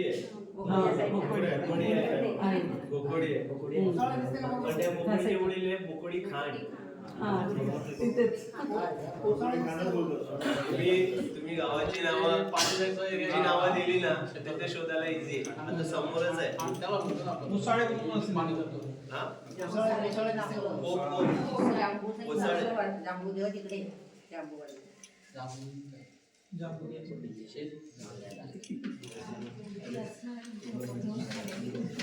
आता हे नामबावीचे सांगतात त्यांचं पण त्याने नाव हरकत नाही, तुम्ही द्याल ना तर ते आता मी ट्रान्सलेशनला बसल्यावरती ते सगळं होईल. आता मला जेवढी बुद्धी होती ती देवीपुरती होती. आता याच्यातले गावाच्या लोकांची आडनावं हगऱ्या वगैरे वाचली का मला पेपरच आपल्याला ठेवला. म्हटलं हे हगऱ्या काय, म्हणजे ऍक्च्युली कसं त्यांच्याकडे गाव स्वच्छतेचं काम होतं म्हणून त्यांची आडनावं हगऱ्या पडली. आता हगऱ्या म्हटलं तर आपण घाण म्हणून घेतो, तर तसं नाही, ते स्वच्छतेचं काम करत होते. त्यामुळे पण मला एकच वाटतं की हगऱ्या जरी नाव असलं तरी त्याला पेशव्यांच्या अंडर येतो, त्यामुळे त्याची सॅलरी माहिती वाटते. म्हणजे शेवटी गावची पाटीलकी, देशमुखी ही सगळी वतनं याच्यामध्ये आणि पेशव्यांनी नांदगाव गावाचं एवढं मोठं ऑडिट केलेलं आहे, ही गोष्ट सामान्य नाही आहे. म्हणजे गावामध्ये कुठल्या नक्षत्रावरती पाऊस पडत नाही ही नोंदच किती महत्वाची. या नक्षत्रावरती पाऊस पडू शकत नाही आणि त्यावेळेला नांदगावमध्ये मोठं नुकसान झालेलं आहे. येणाऱ्या काळामध्ये जर अभ्यास करून घेतलं तर जर आपल्याला कॅलेंडरमध्ये दिसलं की हे नक्षत्र पडलंय याचा अर्थ गावामध्ये काहीतरी त्रास होणार आहे, ही गोष्ट पण आपल्याला 2-4 वर्ष अगोदर कळू शकते की यावर्षी पाऊस पडणार नाही. तर हा पण एक पुरावा महत्वाचा आहे की या नक्षत्राची गावात पाऊस पडणार नाहीये. तर समजा आता येणाऱ्या काही वर्षामध्ये ते नक्षत्र असेल तर आपण त्या हिशोबानेच गावामध्ये 2 विहिरी जास्त खणू शकतो. तर शेवटी इतिहास हा बोलता असतो, बरोबर की नाही? हा, वजेश्वरीची पालखी झाली गोडदेव नवगरला तर ती विहीर ओस पडलेली इतकी वर्ष, आणि ज्या दिवशी वजेश्वरीची पालखी आली विहिरीला झरा फुटून अख्खी तुडुंब विहीर बाहेर आली. हा एक चमत्कार झाला. म्हणजे गावातली विहीर ओस म्हणून ठेवली होती. तर वजेश्वरीची पालखी गावदेवीला पोचली आणि गाव विहीर ओसंडून वाहत होती. तर गावकरी म्हणाले हिला पाणीच नसतं, तर त्या दिवसातून ती वाहते. तर आता इथे तर जे आहे ते मी तर बोलत नाही, हा कागद तुमच्या समोरच आहे आणि हा घरी नाही तयार केलाय, शासनमान्य पेपर्स आहे ते. आणि हे काय माझी सप्तकुमारी नाही, कसं झालं सर, मी आता हे बेसिक काढले तुम्हाला. आता अगदी स्पष्ट सांगतो, तुम्हाला वाटेल की आज आर्थिक बाजूवरती बोलतो. हे एक पेपर काढायला 16,700 रुपये गेले. तेव्हा मी म्हटलं आता थांबलं पाहिजे. तुम्ही जे आगमन वगैरे बोलता ना, आमच्या तिकडे सोळेवळे नावाचं एक ठिकाण आहे, तिकडे असं दगडी बांधारा फार पूर्वीपासूनच आहे. म्हणजे आम्हाला सुद्धा माहिती आहे, आम्ही खेळायला जायचो तिथे. जस्ट माझ्या वाडीच्या बाजूला. आय डोंट नो कशासाठी बांधला. मी समीरला पण त्याशी बोललो, त्या माणसाचं मी तुम्हाला लगेच सांगतो त्याचं कारण काय संबंध असू शकतो असं. हा, त्याचा संबंध याचा आहे की पोर्तुगीजांनी आणि पेशव्यांनी हे जर बांध एडवण, कोरे, मथाणे, चितलकोट, दांडा, बंदरपाखाडी, माहीम, उंबरगाव इथपर्यंत हे बांध मानले नसते तर आपल्या सगळ्या गावामध्ये खारा पाणी शिरणार होता. ते पूर्वीचे बांध आहेत, त्याच्याने आपल्या लँड अंडर कल्टिवेशन राहिलं, आता आपल्या बागायती खारटण होणार होते. तर तुम्ही कधी दातिवरे वगैरे भागात आलात, एडवण, कोरे, मथाणे, तर या ठिकाणी लोकांनी अजून नीट ठेवलेत. तर सगळा समुद्राचा पाणी आपल्या गावागावामध्ये येऊन सगळं खारटण होणार. कारण पोर्तुगीज 205 वर्ष खारटणमध्ये राहिले. 1536 ते 1739 पर्यंत आपला भाग सगळा खारटण होता. कारण तो पण बांध तसाच बांधलेला आहे. आमच्या शेतातून जे पावसाचं रिटर्न पाणी येतं ना, तिकडेच बरोबर समुद्र आणि त्याच्यात त्या बांधाला तुम्ही काय म्हणतात आता?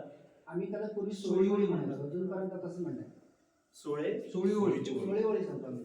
आता ते मी सोळेवळी ना, मी प्रयत्न करेन याच्यामध्ये 100% त्याचा उल्लेख असणार. 100% ती लोक डॉक्युमेंटेशनच्या बाबतीत बाप आहेत. म्हणजे आपणही आजच्या घडीला एवढं करत नाही. आणि ओंकारेश्वर आणि देवीचे जसे जसे पेपर्स मिळेल तसं ते क्लिअर होईल. आता शक्य नाही आहे सगळं एका दिवसात सांगणं, कारण माझा संशोधनाचा विषय नांदगाव नव्हता. देवीने जेवढी बुद्धी दिली तेवढं तुमच्यापुढे अर्पण केलं. सर, ते आमच्या गावात स्वामी समर्थ मठ बांधला, तिकडे बाहेर टोक आले, ते आल्याच्या खाली उतरले, त्याने लगेच एक तुकडे उपास मंदिर कुठे आहे पाय ठेवला, बस ते बघून गेले की हा प्रधान आमचं मंदिर आहे. ओंकारेश्वरचं कसं आहे, तीर्थस्थानापैकी ओंकारेश्वर आहे. खरं तर आपल्याकडे गेल्या 2-3 पिढ्या कदाचित आपल्याला माहितीच नसल्यामुळे आता मला देखील हे कागद मिळालं नसतं. ओंकारेश्वर माझ्याकडे जसं इतर ठिकाणी फिरतो तसं ओंकारेश्वर असणार.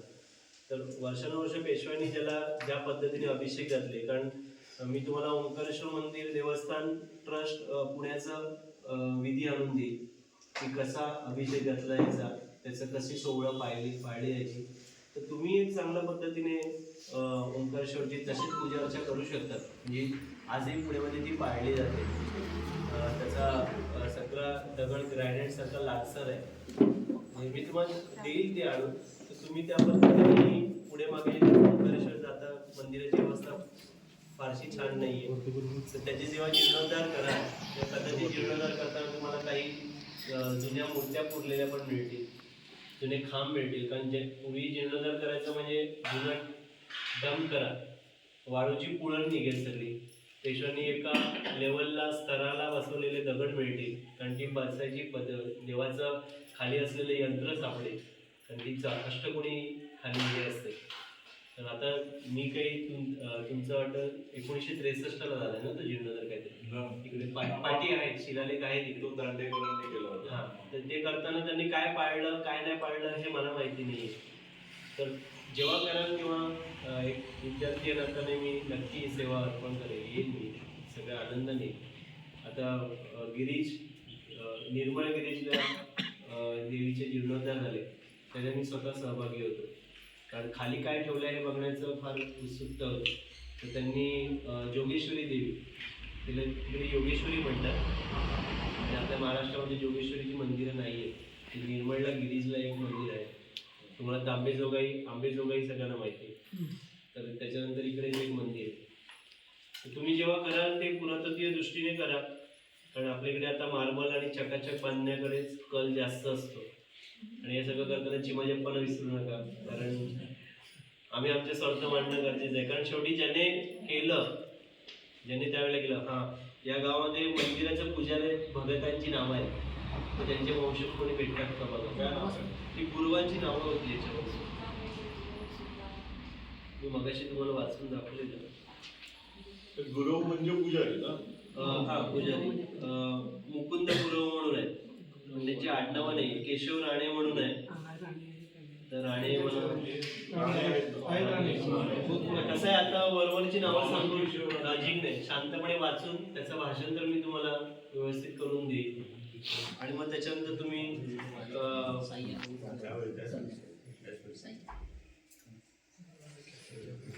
गावातल्या सावकारांची नावं आहेत. गोपाल राम्या पाटील आहेत. पाटील आडनावाच्या लोकांकडे बऱ्यापैकी इकडचं काम आहे. आणि सर ते मागचे बोलवलं मी त्याच नवनाथांचं स्थान आहे ते संविधानिक करून ऍक्च्युली काय आलं, आता मशीद विषय काढला म्हणून प्रामाणिकपणे म्हणतो आपण, ज्यांना आता मुसलमान समाज किंवा हे समजतंय, पेशवे काळामध्ये ही सगळी माणसं सुफी संत आणि पीर दरगाह आले होते. म्हणजे ते श्रीकृष्णाला पण मानत होते आणि नमाज पण पढत होते. लक्षात आलं. आता मुसलमान धर्माचं स्वरूप हे नमाज आणि वेगळ्या लाईनला झालेलं आहे. त्यामुळे पेशव्यांनी या पीर दर्ग्याला दिलेले पण वचन आपल्याकडे आहे, पण आपल्याला त्या पीराकडे वळायचं नाही. आपल्याकडे आहेच ते सांभाळणं आपल्याला मुश्किल झालंय.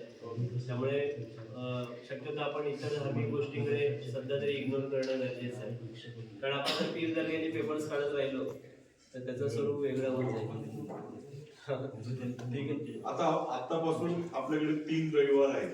हो, त्यातला पुढचा रविवार आम्ही जेजुरीला आहोत. तुम्ही जेजुरीला. आणि त्याच्या पुढचा रविवार आता तुम्ही मला बैठक कधी देणार गावासाठी ते सांगा. आता शनिवारी पण ते पण कट्टुकट अगदी धावत आलो, कारण आता मला असं वाटतं की येणं फार मुश्किल आहे. कारण त्याच्या पुढचा रविवार आचोळे गावामध्ये देवी पहिल्यांदा बाहेर पडणार. वर्षातून एकदा ती पूजा होते. त्याच्यानंतर राहायला काय एक 3च रविवार आपल्याकडे आहे. तर आम्ही मधले जे पिरियड्स आहेत, जे मधले जे दिवस आहेत, ते काय वाया घालवणार नाही आहोत. मला असं वाटतं की मी जर बैठकीला येणार तर फक्त मी शुक्रवारी संध्याकाळी किंवा शनिवारी संध्याकाळी येऊ शकतो. ते पण असं तुम्ही आहे ना प्रोग्रेस बघायला या. नाही, आम्ही आता ऍक्च्युली मी आलो तो प्रोग्रेस राहुल आणि फौज आहे ना यांच्यावरतीच टाकायला, कारण तुमची जी फौज आहे ना त्यांना पण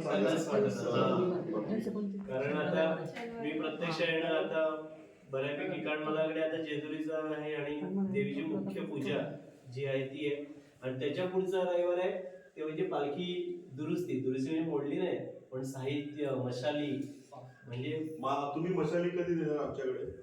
नाही गाडीतच आणणार. टेम्पोमध्ये आणताना नाही, त्याला काहीतरी रंगवटी सगळं ओके करणार तेच करणार.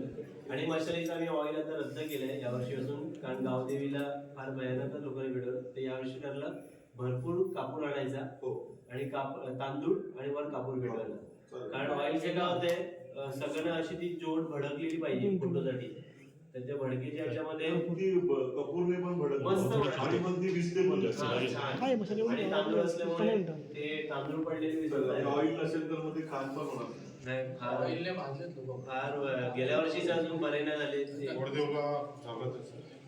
आणि ते नाचल्यामुळे झालं. आणि ऍक्च्युली लोक नाचतातच. तुम्ही किती अनाऊन्स करा. सरळ पकड, क्रॉस पकडलं की पडते ते आता पडते तरी येतं आपल्याला. मशाल मांडणीच्या वेळेला माईक आपला एक जवळ पाहिजे. कारण आपण पहिले देवीची त्याची व्यवस्था आपण तुम्ही जसं सांगितलं तशी देवीची होईल. साऊंड सिस्टम म्हणजे देवीची प्रार्थना घेतो तेव्हा सर्वजण मशाली पेटलेल्या अवस्थेमध्ये देवीपुढे गाऱ्हाणं मागतात की गावाचं सगळं अनिष्ट निघून जाऊ दे, असं गाऱ्हाणं असतं.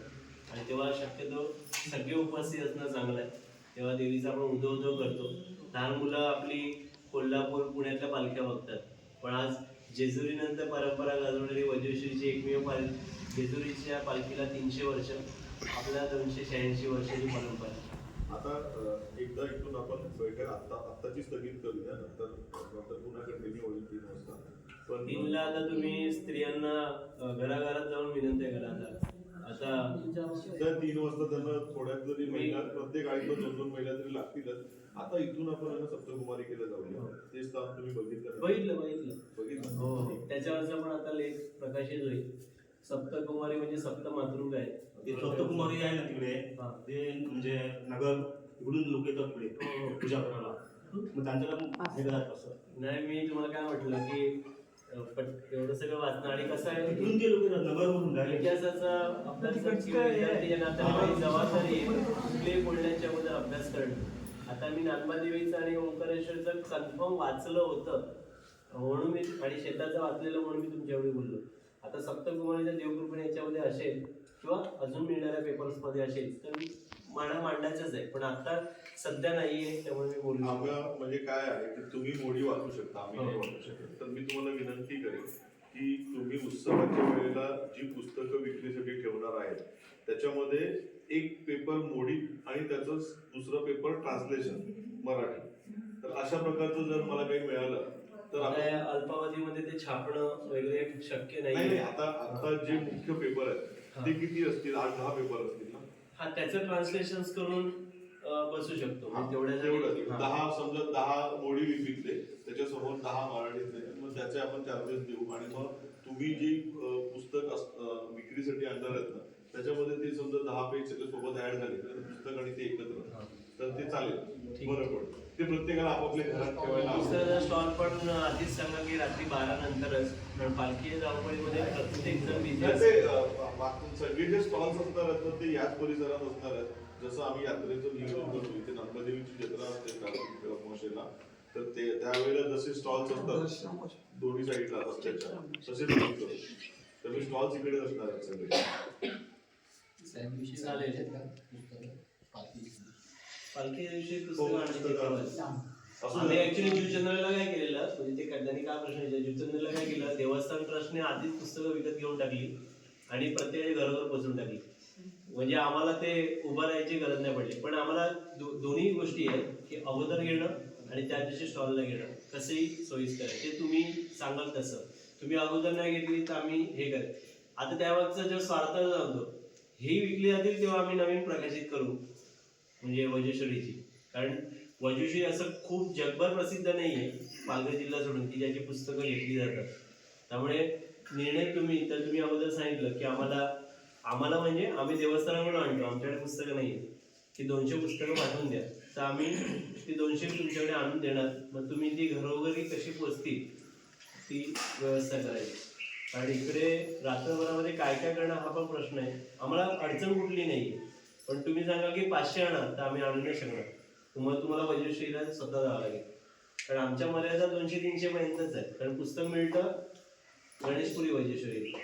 आम्ही पालखी निमित्त त्यांना सांगू शकतो जेव्हा तुम्ही याल तर आम्हाला या पुस्तकामध्ये ह्या पालखी सोहळ्याचा उल्लेख आहे का? नाही, त्याच्यामध्ये वज्रेश्वरीचा इतिहास म्हणून आपलं जे अगोदर ठरलं होतं की आपण सेपरेट पुस्तक अगोदर छापू, त्याला आता आपल्याकडे वेळच नाही, म्हणजे शक्यच नाही त्या. मग पुढे मागे जेव्हा आपण नांदगावचं पुस्तक तुम्ही माहिती ते लिहावी लागेलच ना. हा. जर लिहावी लागेल सरांनी कसं या एरियावाईज इतिहासाची माहिती पुस्तकं लिहिली आहे. निर्मल शेठ इतर मी पुस्तकं जिल्ह्यावरती लिहिली आहेत ना, त्याचा पूर्ण स्टॉल लागेल. म्हणजे एकूण 27 पुस्तकं प्रकाशित आहेत, तर ती सगळी जिल्ह्याची पुस्तके ती लागतील. पण मग तो पुस्तक प्रदर्शनाचा स्टॉल होऊन जाईल फार इथे, आणि आणणं आणि ते सगळं संकट नेणं आपण करू. तर पाहायचं मी फक्त 10 प्रती वगैरे स्टॉलला ते जे अगदी इच्छुक असतील ते घेतील. पण वज्रश्रीचं पुस्तक मात्र 100% ठेवेल की कोणाला वज्रश्रीबद्दल जाणून घ्यायचं तसं.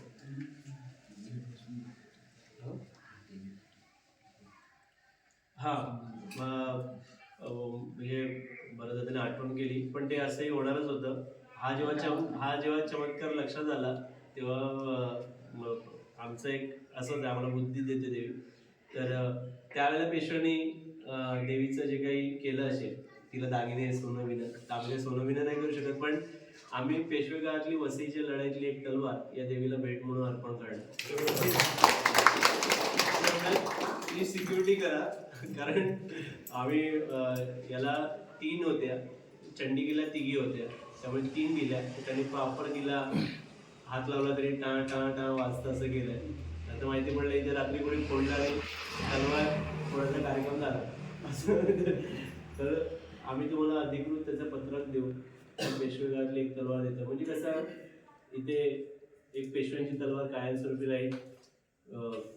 कोणीतरी पेशव्याच्या एका मावळ्याने त्याला स्पर्श केलेला असेल, तुम्ही मस्त तिला सिक्युरिटी केस करा.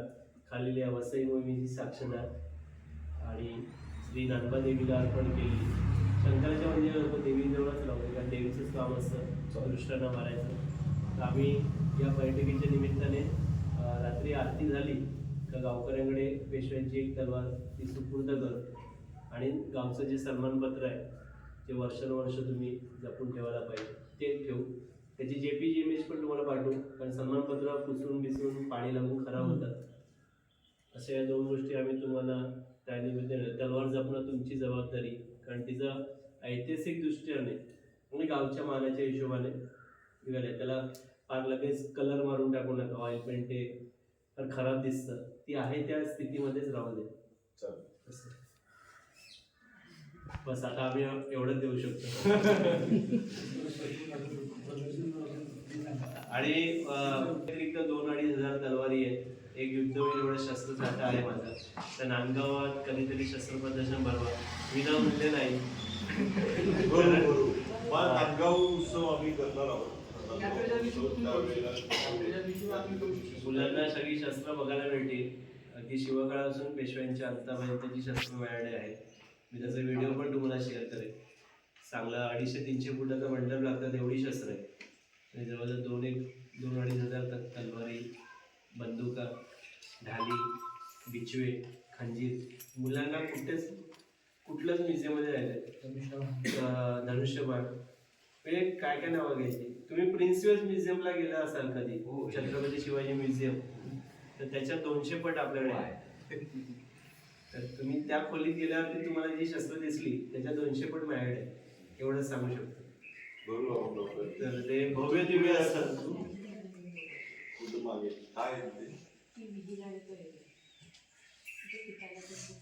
हा ऍक्च्युली ती जी भिंत आहे ना, आपण बघूया. आणि मग आम्ही त्याला जाऊन आलो सगळे. नाही दुसरीकडे आणि मग लग्न जाऊया. आता नंतर कुठे जावायचं, ग्रामपंचायत कार्यालयाला? तुम्ही आता पुढची मीटिंग महिलांची महत्वाची आहे. तुम्ही घराघरात काहीतरी करा आणि महिलांना बोलवा किंवा कॉल करा. आणि कारण यांना बोलायचं आहे आणि तुम्हाला सांभाळायचं आहे. 3:30 वाजता महिलांनी ग्रामपंचायत